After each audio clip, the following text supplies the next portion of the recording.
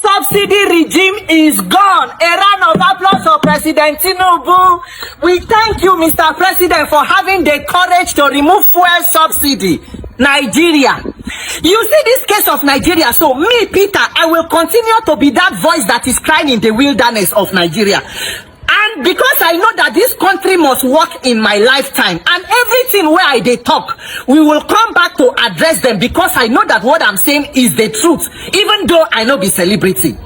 I told you people that the issue of this Nigerian fuel subsidy, Nigeria problem not be fuel subsidy. The major problem of the Nigerian subsidy regime is the corruption and criminality in Nigerian oil sector. Any president fit stand talk say the fuel subsidy regime is over. God bless you, President Tinubu.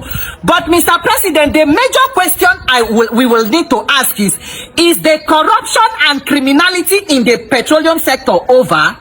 Is the corruption and criminality in NNPC over? Have you unbundled NNPC to make it a more transparent and accountable agency of government? President Buhari made himself petroleum minister for 8 years. The same thing President Tinubu is minister for petrol today. The thing where they that oil sector where men continue to mount there, one day we go know. That is why, after all, in other countries, subsidy is paid in different countries in different forms.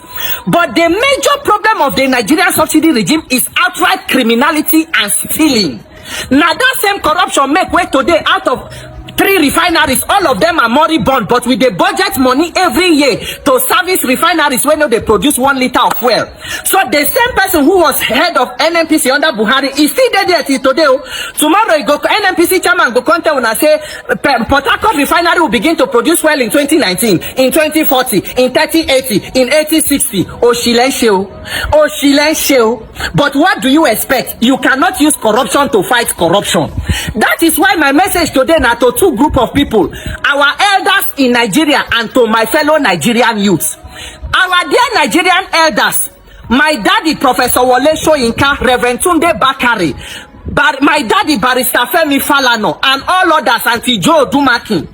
In 2012, una formed the group, you call this Save Nigeria group. You fought President Jonathan's government to a standstill. You say you want to save Nigeria from bad leadership, to occupy Nigeria protest against fuel subsidy and all that. My dear daddies, Nigeria has now been saved? Because we not going to hear anything again. Has the country been saved? Professor Wole Soyinka, because most of your interview now, you tend to talk more about the Labour Party candidate who, according to INEC, lost election, and forget the fact that you led Occupy Nigeria protest. You helped to bring in Buhari. Buhari brought in the current Osinyokone Nyaze that everybody is dealing with now.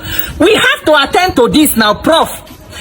Is it that you people were fighting to save Nigeria from what we had before, so that we can now achieve this one?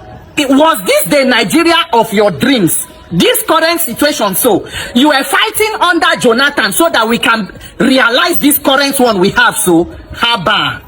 So Nigerians are now queuing up to buy fuel for 897 naira, according to NNPC. Other filling stations 1,000 something. So we are buying fuel for more than 1,000 naira under the same government that protested against removal of fuel subsidy, that took fuel to just 141 naira. Haba now, our fathers. My dad is, with all due respect. So when they fight, the time you were fighting to save Nigeria, bag of rice was less than 15,000, dollar was less than 200, fuel was less than 100 naira. We dey fight to save Nigeria. Bag of rice reach 70,000, fuel reach 1,000, dollar 1,005, Indomie reach, carton of Indomitable reach 10,000, bread reach 1.6 per loaf. We no can save Nigeria again. Abisha Nigeria can't save when I mean no. Maybe when I save Nigeria, but maybe na me the mad. I have not seen the salvation of Nigeria. Maybe you have saved it. You see this country, so that is. It is true that corruption is bad and corruption can destroy Nigeria, but the thing that may destroy Nigeria before corruption is hypocrisy. Our selective fight for good governance, what we decide to call fighting for good governance, as we dey select them, if this person our own, okay, we'll fight. If this one, fellow Nigerian youths, when I don't see them, we don't see where our fathers don't fight to save Nigeria reach. They don't fight and reach this bus stop. So they don't save and reach like this. They don't reach bus stop. They don't come down. They don't leave us for bus. Nigerian youth, we are our only hope. Oh. We are our only salvation. We are our only Messiah. We must come together to help this country. During protests, they tell us, make we focus on electoral reform. They say, no, that one a long-term issue. See the short-term issue that is bringing price of fuel down. How many weeks after protest, instead of fuel to come down, they think rather go up? Any protest where we do, where we no mobilize ourselves, go National Assembly to demand electoral reform and demand the opening of the account of NNPC and the entire petroleum sector. Now play with the play of Nigerian youth. We must be very focused on what we want. I'm talking to the Nigerian youth where be like me, where we say we not get hope to Japa. Say we did this country, we must fix it. Nigeria must work for all of us. We cannot continue to suffer in silence. This is suffering and smiling. People, they die. Is it until we begin to pick dead body for road, people they die of hunger, anxiety, depression? The suffering is too much. The pain is too much. Nigerians are going through a lot. We cannot keep quiet. Because one protest no work, no means that we not go continue to fight for this country. This is too bad. Things are too bad. We must come together and save ourselves and save Nigeria from the point where our fathers don't save and reach. I take God beg on our Nigerian youth. Let us set aside these differences and see how we can talk about the moving forward of this country. We cannot use corruption to fight corruption. Forget about this set of people you are seeing. So it is almost a hopeless situation. Let us get an opportunity to get and elect our own leaders. Is it impossible? Chaiii.